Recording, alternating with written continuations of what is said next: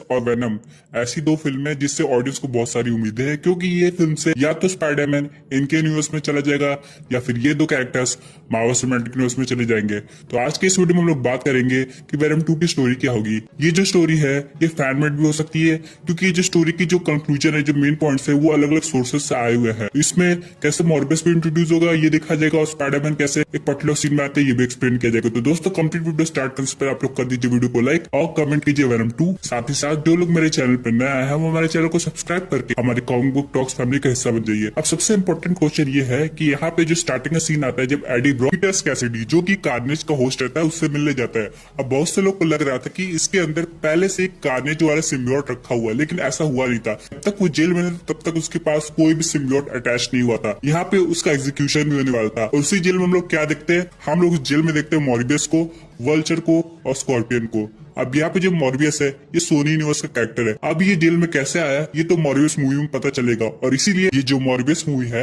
ये वेनम 2 के पहले आ रही है। अब यहाँ पे मॉर्बियस मिलता है स्कॉर्पियन से, वल्चर से। ये लोग आपस में प्लान में आते हैं कि जेल से भाग के कैसे जाए। वल्चर बोलता है मैं तुम्हारी जेल से भागने में मदद करूंगा, लेकिन आगे जाके तुमको मेरी मदद करनी पड़ेगी। और इस पे मॉर्बियस मान जाता है क्योंकि वो बहुत पहले से परेशान रहता है। अब ये लोग प्लान बनाने के लिए ये करते हैं कि लोग जेल में अफरा तफरी क्रिएट करते हैं ताकि लोग इधर से उधर हो जाए, इन लोग को भागने का मौका मिल जाए। अब वैसे ही कुछ होता है, लेकिन इस अफरा तफरी में कैसिडी भी भाग जाती है। यानी मॉर्बियस ने जानबूझ के उसको आजाद नहीं किया था, बल्कि वो तो खुद आजाद हो रहा था। और इन सब के चक्कर में इसने कार्नेज के होस्ट को भी आजाद कर दिया। अब जैसे क्लीटस कैसिडी यहाँ से भागता है वो उसी शहर में रहता है, यानी कि फिर से अपने पुराने रूटीन में आ जाता है और पुलिस उसको पकड़ने की बहुत कोशिश करती है। लेकिन एक रात क्राइम करते वक्त उसका सामना हो जाता है कार्नेज के सिम्बियोट से, और सिम्बियोट उसके ऊपर अटैच हो जाता है। अब जैसे सिम्बियोट उसके ऊपर अटैच होता है, सिम्बियोट की थिंकिंग उस पर हावी नहीं होती है, बल्कि जो कैसिडी होता है इसकी थिंकिंग कार्नेज पे हावी हो जाती है। यानी कि कार्नेज का सिम्बियोट पहले से इतना एग्रेसिव नहीं था, लेकिन इसके होस्ट की साइकोलॉजी ऐसी रहती है कि कार्नेज भी इन्फ्लुएंस हो जाता है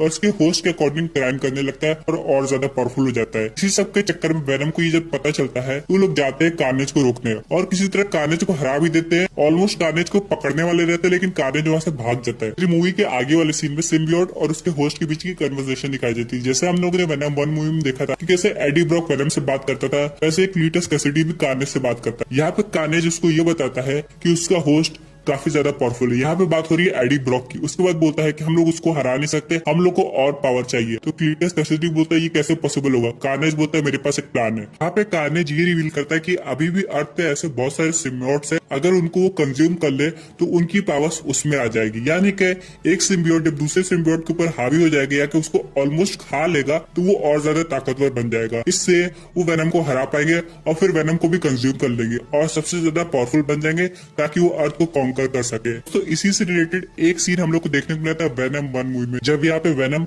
और राइट के बीच में फाइट हो रही थी। तो यहाँ पे राइट ऑलमोस्ट एडी ब्रॉक को वेनम से अलग करके वेनम को कंज्यूम करने वाला था, लेकिन एडी ब्रॉक ने वेनम के साथ फिर से फ्यूज होकर वेनम को बचा लिया था। उसी तरह कार्नेज का भी यही प्लान है। लेकिन फिर अगला सीन ये दिखाई देता है कि राइट अभी भी जिंदा है और किसी तरह वो कार्नेज के पास पहुंच जाता है। कार्नेज राइट को देख के काफी ज्यादा खुश होता है, सोचता है कि अगर उसने राइट को कंज्यूम कर लिया तो और ज्यादा पावरफुल हो जाएगा। लेकिन यहाँ पे क्लीटस कैसिडी मना करता है, बोलता है कि अभी राइट हमारे काम आ सकता है, हम दोनों जब एक साथ लड़ेंगे तो वेनम का माइंड ज्यादा डिस्ट्रैक्ट हो जाएगा। और ऐसे ही कुछ होता है। फिर जब ये मूवी का सीन आगे ज्यादा बढ़ता है तो यहाँ पे एक फाइट होती है जिसमें राइट और कार्नेज एक साथ मिलकर वेनम के ऊपर अटैक करते हैं, लेकिन वेनम किसी तरह राइट को पहले मारता है। उसके बाद कार्नेज को ऑलमोस्ट मारने वाला होता है, तभी पीछे से कोई रोकता है और वो होता है स्पाइडरमैन। जी हाँ दोस्तों, फाइनली यहाँ पे टॉम हॉलैंड की पीटर पार्कर की एंट्री होती है और वो वेनम को रोक के बोलता है मैं तुम्हें और किसी को नहीं मारने दूंगा। तो वेनम बोल रहा है कि तुम अपना काम करो, मुझे अपना काम करने दो। उस पे फिर यहाँ पे स्पाइडरमैन और वेनम के बीच में फाइट हो जाती है और इसी का मौका उठा के कार्नेज वहां से भाग जाता है। लेकिन यहाँ पे कार्नेज अभी मरा नहीं रहता है, यानी कि आगे की मूवीज में हमें कार्नेज दिखाई देगा। और यहाँ पे अच्छी खासी राइवलरी हो जाती है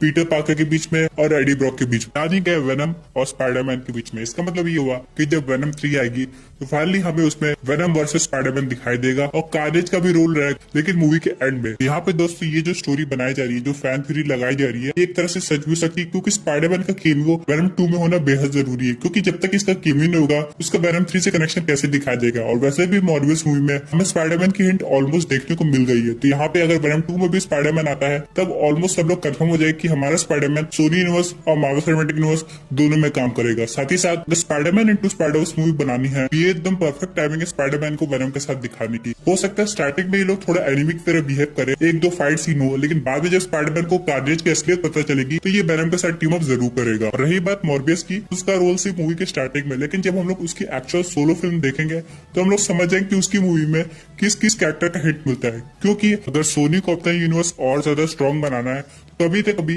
एक फाइट सीक्वेंस जरूर होना चाहिए मॉर्बियस का भी और वेनम का भी। यहाँ पे अगर वेनम जाता है मॉर्बियस को रोकने तो मॉर्बियस कैसे वेनम को अटैक करता है और क्या एडी ब्रॉक मॉर्बियस की हेल्प कर सकता है उसका क्योर खोजने में, ये सब देखना काफी ज्यादा इंटरेस्टिंग होगा। दोस्तों ये थी कुछ अमेजिंग अपडेट जो कि रिलेटेड थी वेनम 2 और बाकी सुपर हीरोज डिटेल। बाकी क्या व्यूज है इस पर्टिकुलर टॉपिक पे अपने व्यूज जरूर कमेंट कीजिए और अगर आप ऐसे unique super hero content enjoy करना चाहते हैं तो हमारे चैनल को सब्सक्राइब करके हमारी कॉमिक बुक टॉक्स फैमिली का हिस्सा बन जाए।